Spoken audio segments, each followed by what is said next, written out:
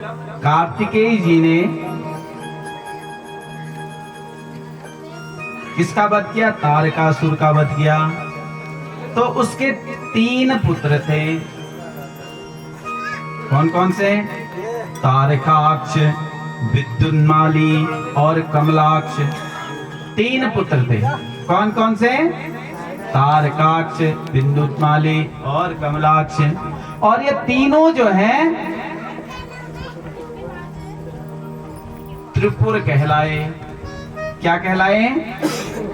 और इन्होंने इतनी कठिन साधना की, इतनी कठिन तपस्या इन्होंने की महाराज, सिर के बल खड़े होकर के दिव्य हजारों वर्षों तक तपस्या की। सिर के बल जानते हो? सिर नीचे पैर ऊपर। आता है किसी को करना? शीर्षासन कहते हैं। तो ऐसे करके दिव्य कई हजार वर्षों तक उन्होंने जो है तपस्या की। ब्रह्मा जी प्रसन्न हो गए महाराज, बोले वरम ब्रूयात, वर मांगो। बोले महाराज अजर अमर बना दो। ब्रह्मा जी बोले वो तो मैं ही नहीं हूं, तो मैं कहां से बना दूं?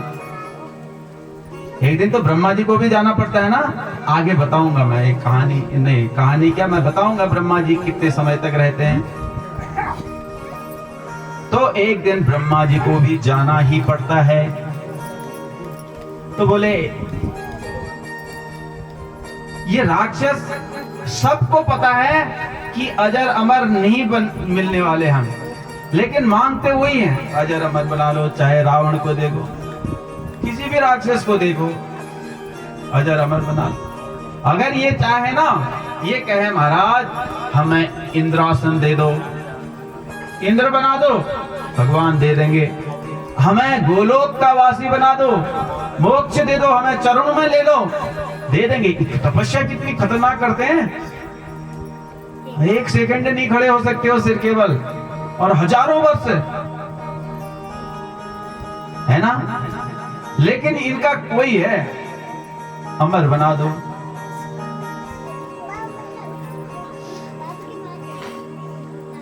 महाराज इन तीनों ने चालाकी से काम लिया। बोले ब्रह्मा जी अगर अजर अमर नहीं बना रहे हो ना, तो एक काम करो, हमें 3 पुर बना दो। हमारे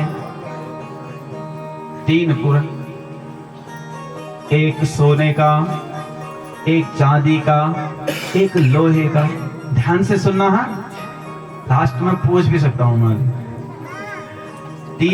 तीनों पुर, और ऐसा वरदान दो कि उन पुरों में कोई आक्रमण कर ही नहीं पाए। जो भी अस्त्र शस्त्र का प्रहार उन पुरों में करें, उनके किसी भी प्रकार का कोई अस्त्र शस्त्र का प्रभाव वहां न हो। ब्रह्मा जी ने कहा तथास्तु। हैं तारकाक्ष को सोने का, हैं, और विद्युन्माली को चांदी का, और कमलाक्ष को लोहे का पुर दे दिया। अब ये पुर क्या है ये समझ लो। ब्रह्मा जी ने एक बात और कही, उन्होंने कहा ठीक है, तुम्हारे ये पुर होंगे 1000 वर्ष तक। इन पुरों में कोई भी किसी प्रकार के अस्त्र शस्त्र का कोई भी प्रभाव नहीं होगा महाराज। 1000 वर्ष के बाद ये तीनों पुर आपस में एक साथ मिलेंगे ऊर्जा लेने के लिए। और उस समय एक मुहूर्त में, एक मुहूर्त मतलब 48 सेकंड का, 48 मिनट के समय में, कोई विश्वकर्मा के द्वारा स्थापित रथ में बैठ करके अगर एक बाण से ही तीनों पुरों का संधान कर दें, तब तुम मारे जाओगे, अन्यथा तुम्हारा कोई बाल भी बांका करने वाला नहीं। अब समझो कि त्रिपुर क्या है। 3 पुर का मतलब है 3 नगर, 3 राज्य, और ये तीनों राज्य आकाश में घूम रहे हैं। अब जब वरदान मिल गया तो आकाश में घूम रहे महाराज।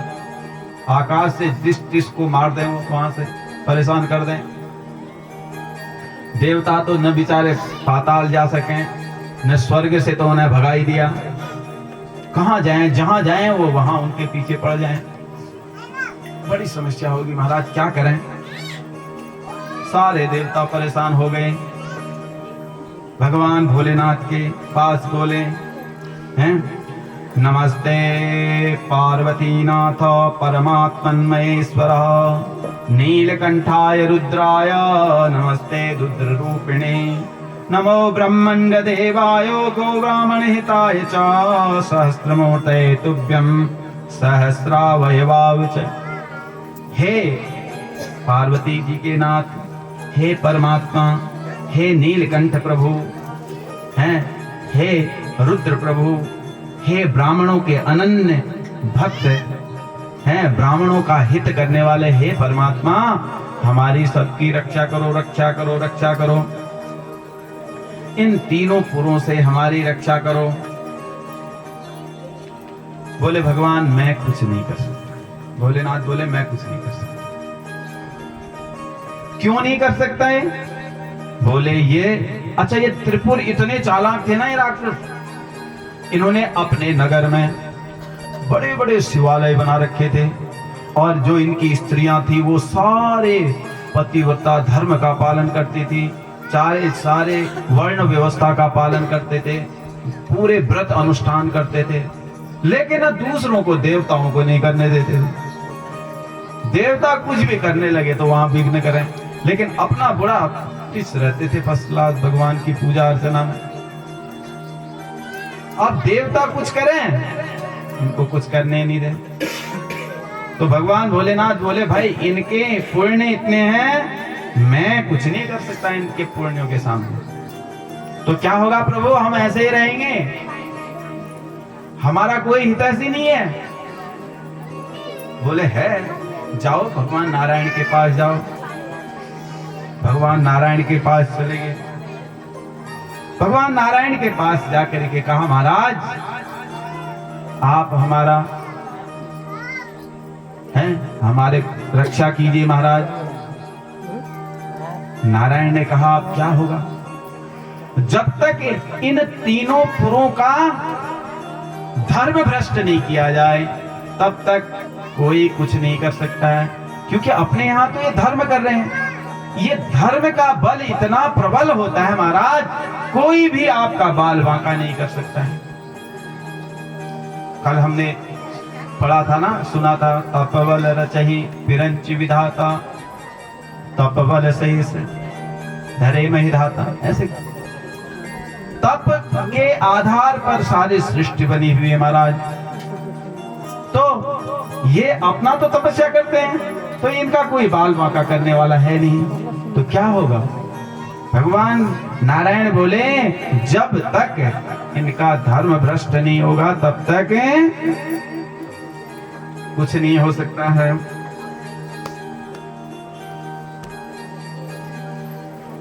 कथम धर्म भविष्यति त्रिपुरे जीवते सती देवा दुख महानूनम सर्वे त्रिपुरवासिनम। सारे देवता बोले तो महाराज ये तो धर्म करते हैं, लेकिन हमारा धर्म कैसे होगा, हम तो थोड़ा भी कुछ करने लगते हैं तो ये वहां से विघ्न उत्पन्न कर देते हैं। हमें तो एक माला भी क्या है, एक बार भी भगवान का नाम जपने नहीं दे रहे हैं, एक जगह रहने ही नहीं दे रहे हैं, जहां तहां भागे फिरे हैं। हम कहां जाएं बताओ। थोड़ा सा शांति होगी तो तभी तो धर्म कार्य कर पाएंगे, उपद्रव ही फैलाते रहोगे तो कहां से कर पाएंगे भाई। बोले अब क्या किया जाए महाराज। भगवान ने कहा ठीक है तुम चिंता नहीं करो, मैं इसकी व्यवस्था करता हूं। भगवान ने एक मुंडिन का रूप धारण किया, मुंडिन एक सन्यासी बनाया मुंडिन, और कहा जाओ तुम त्रिपुर के यहां जाकर के अधर्म का प्रचार करो, है ना। तुम्हारा नाम होगा अरिहन। क्या होगा तुम्हारा नाम?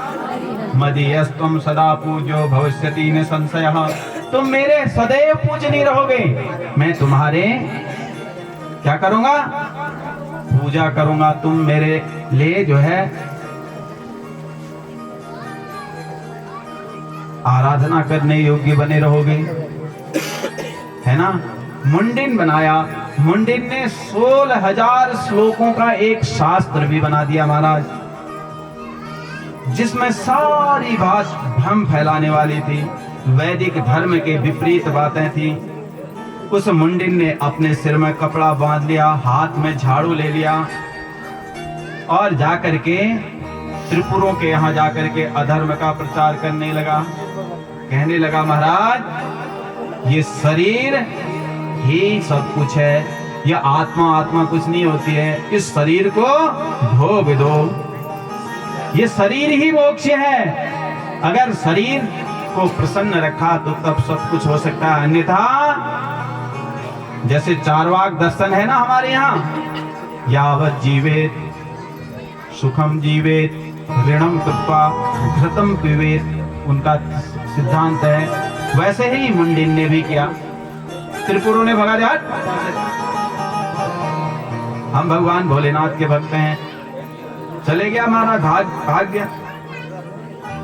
भगवान ने के पास गया, महाराज हमारी तो कुछ नहीं चलने वाली है। भगवान ने उसके साथ 4 शिष्य भेजे, ऋषि यति वीर और उपाध्याय, 4 शिष्य उसके साथ भेज दिए, कहा जाओ तुम इनकी सहायता करो।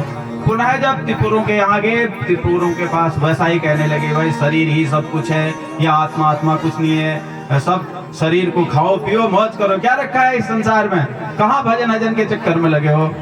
त्रिपुरों ने फिर भगा दिया महाराज, बोले महाराज अब हमारे बस का कुछ नहीं है। नारद जी को बुलाया, कहा नारद जी तुम ही कर सकते हो इनकी सहायता। नारद बाबा एक ऐसे बाबा हैं, सर्वत्र उनका सम्मान होता है, चाहे देवताओं में दैत्यों में कहीं भी कहो, नारद जी को हर जगह सम्मान मिलता है। तो नारद जी जो है, नारद जी से कहा तुम भी सहायता करो। अब नारद जी उस मुंडिन के चेले बन के चले गए। अब आगे नारद जी गए, जैसे ही नारद जी गए और त्रिपुरों ने जब दूर से ही नारद जी को देखा तो महाराज आइए आइए, आपका स्वागत है स्वागत है स्वागत है, हैं? और ये आज आपने ऐसा, क्योंकि उन्होंने भी अपने गुरु मुंडिन का जैसा रूप बना लिया था, आज झाड़ू पकड़ लिया। उनका बात तुम्हारी वो बीड़ा हीड़ा कहाँ गई, अब क्या सब छोड़ दिया, अब मुझे सब पता चल गया, ये संसार में कुछ नहीं है, ये शरीर ही सब कुछ है, ये पेट ही सब कुछ है, खाओ पियो मौज करो, क्या रखा है इसमें। अच्छा ये किसने सिखा दिया, मैं तो बड़े भारी भ्रम से मुक्ति मिली है मुझे, मैं तो कहाँ चक्करों में पड़ गया था आज तक। नारायण नारायण राम राम ये वो अलाना फलाना सब बेकार है, आप तो मेरे सच्चे गुरु मुझे मिल गए। उन्होंने कहा यावत जीवे सुखम जीवे, जब तक रहो खाओ पियो ऐश करो। उन्होंने कहा अच्छा हमें भी बताओ फिर क्या वो क्या ज्ञान है। उन्होंने कहा तुम हमारे गुरु जी से जान लो। और इधर जो है जब उनसे कहा कि तुम हमारे गुरु से ज्ञान लो, तब जो है मुंडिन को बुलाया गया। मुंडिन ने पूरे त्रिपुरों में सारे अधर्म की बात फैला दी, सारे भ्रम वाली बातें फैला दी। अब वहां जितने भी लोग थे सब क्या हुए, अधर्मी हो गए। महिलाएं जो भी स्त्रियां हैं वो सब व्यभिचारिणी हो गई, पुरुष सब व्यभिचार में और निंदा आदि में निवृत्त होने लग गए। अब जैसे जैसे ऐसा हुआ तो अधर्म का बढ़ गया बोलवाला और धर्म जो है शांत हो गया। अब देवताओं को लगा कि अब भगवान आप जो है क्या कर सकते हो, इस त्रिपुरों का वध कर सकते हो। इधर 1000 वर्ष जैसे ही व्यतीत हुए, विश्वकर्मा ने एक सुंदर दिव्य रथ का निर्माण किया। भगवान शिव आज चल दे महाराज त्रिपुरों का वध करने के लिए। और जैसे ही अभिजीत मुहूर्त आया, तीनों पुर आपस में ऊर्जा लेने के लिए, जैसे मोबाइल चार्ज करते हो ना, वैसे वो चार्ज के लिए आए। जैसे ही तो भगवान ने धनुष अपने पिनाक में है ना बाण का संधान किया और जैसे ही मारा तो बाण जो है इधर उधर चले गया। वो देवताओं ने कहा प्रभु ये क्या कर रहे हो, इतना समय ही नहीं है। भगवान बोले क्या बताऊं, अचानक मेरे हाथ में दर्द हो गया। दूसरा बाण फिर चलाया तो दूसरा अंगूठे में दर्द हो गया। भगवान वो भी चूक गया निशाना। कहा कर क्या रहे हो प्रभु, अब एक ही मौका है तुम्हारे पास। भगवान बोले मैं समझ गया हूँ। क्या समझ गए? बोले मैं जब आया था ना, मैंने गणेश जी की स्तुति नहीं की थी। यद्यपि मेरा पुत्र है गणेश, लेकिन मैंने उसकी स्तुति नहीं की। तुरंत ध्यान ले गया, माता पार्वती जी को याद कहा ये तुम्हारा बच्चा बड़ा उपद्रव कर रहा है, यहाँ देवताओं की आफत आई हुई है और ये जो है अंगूठे में दर्द कर दे रहा है मेरा, तो क्या होगा? बोले इसको लड्डू चलाओ, इनको भोग लगाओ, दूर्वा चढ़ाओ, हैं, इनको खुश करो। माता पार्वती जी ने उधर गणेश जी की स्तुति की, वंदना की, उनका पूजन किया। इधर भगवान ने जब अपने पिनाक में बाण का अनुसंधान किया और तीनों पुरों में एक साथ उनको ध्वस्त कर दिया। बोली त्रिपुरारी भगवान की।